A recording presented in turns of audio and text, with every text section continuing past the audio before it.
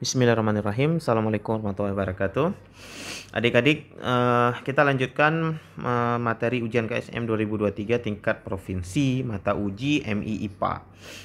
Kita mulai dari nomor 1. Untuk menuju lokasi Madrasah Ibtidaiyah Nurul Ulum tempat dia sekolah, Abdurrahman mengayuh sepeda dari rumahnya ke arah utara sejauh 800 meter. Jadi kita gambar dulu ya, kalau ada soal seperti ini tuh kita gambarkan ya. Ini nomor 1. Ke utara, arah mata angin itu gini deh ya, B U T S. Jadi ingat aja boots gitu ya, B U T S diingatnya. Tapi mutar dia dari kiri mutar ke kanan ya, kayak mutar jarum jam ya. Nah jadi itu cara ingat arah mata angin. Nah jadi dia ke utara, jadi kita gambarkan ke atas gitu nah ya. Jadi ke atas sejauh 800 meter ya, 400 meter. Kemudian belok ke timur, berarti ke kanan gitu kan, karena timurnya ke kanan. Ke timurnya 600 meter ya, 800 pasti lebih panjang ya. Kemudian posisi Abdurrahman dari rumahnya, di sini kan tadi tempat dia berangkat rumah ya. Kemudian tempat finishnya itu di sekolah ya, gitu kan. Nah posisi dari rumahnya setelah melakukan perjalanan tersebut kemana? Nah berarti dari rumah ke sekolah kita tarik garis gitu ya, kita tarik garis ke sana gitu ya. Nah ini dicari dulu jaraknya ya, karena ini siku-siku ya, ini kita bisa pakai Pitagoras ya. Jadi R sama dengan akar. Nah Pitagoras kan rumusnya apa? X kuadrat tambah Y kuadrat gitu kan. Berarti sama dengan akar 600 kuadrat ditambah 800 kuadrat. Nah, tinggal selesaikan aja. 360000 ya, tambah 640000. Maka hasilnya nanti 1000 gitu ya, meter ya. Setelah diakarkan jadi 1000 meter. Nah, 1000 meter itu ada A dan B. Tapi ke arah mana? Timur laut atau tenggara? Nah, kalau tenggara ini kan pembagian lagi nah ya. Ya, pembagian lagi, arah mata anginnya itu pembagian lagi. Ke bawah antara S dan T itu tenggara, ya. Antara U dan T itu timur laut. Antara B dan U itu barat laut, ya. Antara barat dan selatan itu barat daya. Gitu ya. Jadi udah jelas ini arahnya ke timur laut. Gitu ya. Kita lanjutkan nomor 2. Untuk mengangkut jamaah haji dari tanah air Indonesia menuju Jeddah Arab Saudi digunakan pesawat terbang. Bahan utama yang umum digunakan untuk membuat bodi pesawat terbang adalah aluminium, titanium, baja ringan, dan campuran logam lainnya. Jika nilai volume dan massa bahan tersebut sebagaimana tabel berikut. Jadi ada aluminium, bahan-bahan lain ini ada volume dan massa diketahui. Jadi ada V dan M ya nak ya. Bahan yang paling renggang kerapatannya. Nah yang paling renggang ini kan lawan kata dari rapat ya. Artinya yang paling kecil. Yang paling kecil kerapatan. Kerapatan ini apa? Kerapatan ini bahasa lain dari massa jenis. Jadi pertanyaannya adalah bahan yang paling kecil massa jenis. Kita tahu rumus massa jenis sama dengan love ya. Rumus massa jenis itu love yang dicoret. Artinya apa? Massa dibagi dengan volume. Gitu kan? Massa dibagi volume. Jadi adik-adik bagi aja nih. Ya. Untuk aluminium yang pertama misalnya. Rho-nya berapa? Ya, 84 bagi 30. Kemudian untuk campuran lain 95 bagi 25. Untuk titanium 81 bagi 18. Untuk baja ringan 70,2 bagi 9. Nah, ini tinggal dilihat saja kira-kira yang mana yang paling kecil. Ya, yang mana yang paling kecil. Kalau kita lihat antara aluminium ini campuran logam, titanium dengan baja ringan ya. Yang paling kecil itu angka yang di atas harus paling kecil bagusnya. Nah, tapi yang ini kan 70 angka yang paling kecil ya. Tapi cuma dibagi dengan 9. Nah, ini pasti besar jadinya. Kalau ini 81 angka yang paling kecil selanjutnya. Dibaginya dengan 18. Gitu ya. Kemudian yang di sini 95 dan 84 ya. 95 ini masih udah besar ya, tapi dibagi dengan 25. Gitu kan? Nah, jadi tanpa kita bagi pun ini yang paling kecil kelihatan ya sebenarnya. Pembaginya yang paling besar kan 30 ya. Pembaginya yang paling besar 30, tapi dia membagi angka yang tidak terlalu besar 84 gitu ya. Kan 84 ini kalah dengan 95 ya. Jadi karena kita cari yang paling kecil, ini kemungkinan besarnya aluminium yang paling kecil massa jenisnya ya. Aluminium. Jadi diisian di sini aluminium gitu ya. Nah, ketika isiannya bahasa seperti ini ya, ini jangan salah-salah ya ejaannya adik-adik ya. Misalnya aluminium lupa M-nya itu jangan ya. Jadi harus benar ejaannya aluminium gitu ya. Jangan disingkat-singkat juga. Oke. Nomor 3, seorang jamaah haji sedang melaksanakan sa'i dari Bukit Safa menuju Marwah.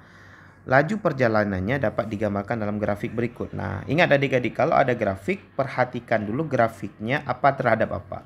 Dalam soal ini grafiknya grafik kecepatan terhadap waktu. Ya, jadi ingat grafik ini menunjukkan cerita kecepatan benda ini, ya, kecepatan seorang jamaah haji ini terhadap waktu. Jadi kalau kita lihat dari waktu 0 sampai 180 detik, kalau kita lihat di sini ya, ini kecepatannya bertambah ini. V-nya bertambah. Kemudian 180 ke 330 V-nya berkurang. 330 ke 490 V-nya berkurang lagi sampai kemudian V-nya ini menjadi 0 ketika 490. Artinya dia dari diam makin cepat, makin melambat, kemudian melambat lagi sampai berhenti. Nah, itu ceritanya ya. Tapi yang ditanyakan kita lihat dulu. Ditanya jarak tempuh antara dua bukit tersebut adalah. Ya, artinya apa? Jarak yang ditanya. Nah, jadi kalau ada grafik, ingat adik-adik ya, grafik VT ya, ada ditanyakan S, maka carilah S itu dengan mencari luas daerah di bawah grafik. Ya, kalau grafiknya sederhana seperti ini ya grafiknya daerah di bawah grafiknya segitiga, maka adik-adik pakai rumus segitiga. Nah, karena grafiknya banyak seperti ini, adik-adik cari semuanya. Ya, gampangnya gini ya. Ini yang pertama di sini, segitiga. Ya, kakak bagi ya. Di sini yang pertama. Nah, yang kedua di sini kan trapesium ya. Di sini trapesium. Nah, kalau adik-adik nggak ingat rumus trapesium, boleh dibagi lagi trapesiumnya menjadi segitiga kecil yang atas. Nah, ini yang kedua. Kemudian yang di bawahnya persegi. Ya, jadi boleh dibagi-bagi seperti itu. Ya, kemudian yang ini yang kedua, ini yang ketiga, dan yang ini yang keempat segitiga kecil. Jadi kita tinggal cari luas semua ini gitu ya. Yang pertama, luas segitiga yang kecil. Luas segitiga kan setengah kali alas. Alasnya ini kemari deh. Ya, 180 dikali tingginya. Tingginya 1,6. Ditambah luas segitiga yang atas ya, yang nomor 2. Jadi setengah alasnya 180 ke 330 ya, 330 kurang 180 tuh. Ya kan? Jadi 150 kan ya? Ya. Jadi alasnya 150 tingginya ya, tingginya itu yang segitiga aja yang kecil ya, yang di atas yang diperhatikan ya. Tingginya adalah dari 1,2 ke 1,6 ya. Jadi tinggi segitiga kecil ini dari 1,2 ke 1,6. Jadi 0,4. Jadi dikali 0,4. Gitu ya, paham ya? Ditambahin yang ketiga. Yang ketiga ini persegi panjang. Panjang kali lebar. 150 kali lebar. Lebarnya dari 0 ke 1,2. Berarti 1,2 lebarnya. 150 kali 1,2. Ya, paham ya? Pelan-pelan ya. Jadi panjang kali lebar kalau persegi panjang. Kalau segitiga setengah kali alas kali tinggi. Jadi hati-hati ketika ambil yang mana alas, yang mana tingginya. Yang keempat, segitiga kecil setengah kali alas. Alasnya 330 ke 490. Nah, berarti berapa panjangnya? 490 kurang 330 kan? Berarti 160 kan? 160. Jadi ininya 160, tingginya sama ya, 1,2 di sini ya, 1,2. Nah, berarti 160 dikali 1,2. Nah, ini adik-adik selesaikan semua perkaliannya ya. Ini berapa gitu kan? Titik-titik berapa ditambah titik-titik berapa ditambah titik-titik berapa tambah titik-titik berapa. Nanti adik-adik akan dapat S totalnya sekian meter. Ya, nah ini silakan sebagai latihan masing-masing ya. Nanti berapa isiannya di sini dimasukkan hasilnya. Kita lanjutkan nomor 4. Perhatikan gambar beberapa jemaah haji yang sedang menarik koper berikut. Nah, ini jemaah haji menarik koper dengan memegang di gagang koper, gitu ya. Pertanyaannya adalah prinsip kerja tangan jamaah yang sedang menarik koper sama dengan prinsip kerja apa? Gitu kan? A. Pengungkit atau tuas jenis pertama. B. Tuas jenis kedua. C. Tuas jenis pertama tapi pengungkit dengan ini beda di ujungnya ya. A dengan C itu sama di depannya, tuas jenis pertama tapi beda keterangannya. Ya, perhatikan di situ.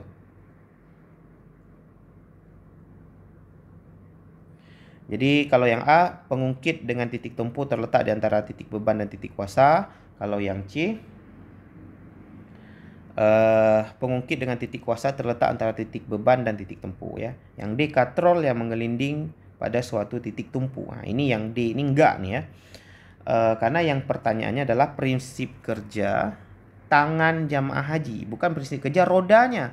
Ya, di bawah koper ini ada roda. Kalau prinsip kerja roda yang berputar itu jelas. Dia nanti katrol yang menggelinding ya. Tapi yang pertanyaannya prinsip kerja tangan jamaah haji gitu ya. Jadi hati-hati dengan soalnya. Nah, jadi udah jelas prinsip kerja jamaah haji ini tuas. Tapi tuas itu ada 3 jenis, ya kan? Ada tuas jenis yang pertama itu kalau kita gambarkan sederhananya adalah kita kayak ada jungkat-jungkit gitu ya. Beban di satu tempat, kuasa di satu tempat. Nah, ini beban B, yang ini kuasa F. Jadi kita mengangkat yang ini titik tumpu ya. Ini titik tumpu T-nya ya. Jadi beban diangkat oleh kuasa di titik tumpu. Ya. Beban di ujung, titik tumpunya di tengah. Ini tuas jenis pertama. Tuas jenis kedua itu titik tumpunya di ujung. Ya, bebannya di tengah, kuasanya di ujung yang satu. Nah, jadi titik tumpu, beban F. F ini kuasa ya, F itu kuasa. Atau kita ganti dengan K aja ya. Karena kenapa F? Karena biasanya dilambangkan dengan gaya dia, ya, kuasa. Tuas jenis ketiga itu yang di tengahnya kuasa ya. Jadi di tengahnya kuasa, titik tumpunya di ujung. Nah, titik tumpunya di ujung. Nah, kuasanya di tengah. Ya, bebannya di sebelah sini. Ya. Nah, jadi cara ingatnya gimana? Jenis pertama yang di tengahnya tuas. Jenis kedua bebannya yang di tengah. Jadi adik-adik ingat yang di tengahnya apa aja. Nah, gitu ya. Jadi jangan diingat semua, nanti pusing. Jadi kalau jenis pertama itu tuas, titik tumpu yang di tengah. Yang jenis kedua bebannya yang di tengah. Yang jenis ketiga itu kuasanya yang di tengah. Nah, kita lihat kopernya ini. Koper ini, ini titik tumpunya roda kan. Beban itu kopernya, berat kopernya. Kemudian orang itu nariknya di sini, di F itu di gagang itu di ujung. Jadi kita lihat yang di tengah siapa? Yang di tengah beban, berarti jenis tuas yang kedua. Gitu.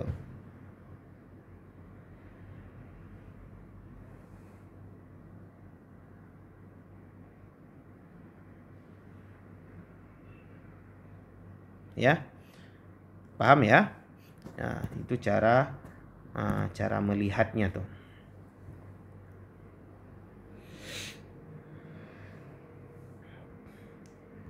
Soal selanjutnya, yang terakhir untuk bagian pertama. Saat proses pembangunan masjid di kampungnya, Umar ikut membantu tukang batu untuk memindahkan batu bata dari lantai 1 ke lantai 2 yang berbeda ketinggian H meter. Berdasarkan SKSNI bla bla bla itu nggak penting ya. Standar ukuran batu bata di Indonesia. Nah, ini yang penting angkanya 23 kali 11 kali 5 dengan massa rata-rata batu bata per biji M kilogram. Jika nilai H sama dengan jumlah huruf idgham dan M adalah jumlah rakaat salat maghrib, berarti 3 ya. Energi yang diperlukan untuk memindahkan batu bata setiap buahnya adalah, jadi yang pertama titik-titik joule ya, nilai G-nya disuruh pakai 10 dan abaikan gesekan. Jadi kita ingin memindahkan suatu benda dari bawah ke atas gitu ya. Bendanya apa? Batu bata. Kita gambar merah. Nah, batu batanya itu ada ukuran standar sendiri di Indonesia ikut SNI itu. Standarnya adalah 23 kali 11 kali 5. Nah, adik-adik harus perhatikan, kita harus cari volume panjang kali lebar kali tinggi ya. Tapi ini masih sentimeter. Kita harus ubah jadi meter nanti ya, Nak ya. Jadi 23 cm itu 0,23 meter dikali 0,11 meter ya. Ini udah diubah ke sentimeter ke meter ya, dari senti. Ditambahin 0,0 kok ditambahin, dikali 0,05 meter. Nah, ini silahkan kali hasilnya berapa volumenya nih. Oke. Setelah volumenya nanti diperoleh ya.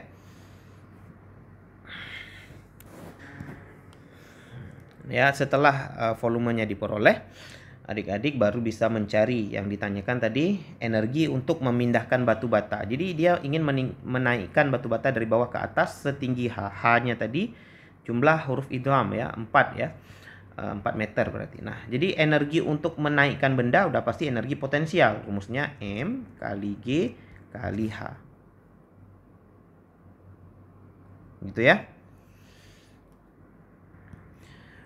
Oh, sepertinya ya kita nggak perlu bahkan mencari volume ya, ini nggak perlu nih ya, karena kita cuma butuh M kali G kali H. M-nya udah ada ya. Ya, Bapak pikir tadi M-nya nggak ada, M-nya 3 kilo. Nah, langsung aja nih berarti ya, 3 kilo dikaliin gravitasinya 10 dikaliin H-nya 4 ya. Jadi langsung aja 3 kali 4 itu 12, berarti 120 joule. Langsung 120 joule ya. Bapak kirain masanya tidak ada tadi ya. Biasanya kalau masanya nggak ada volume seperti ini, biasanya diketahui massa jenis ya.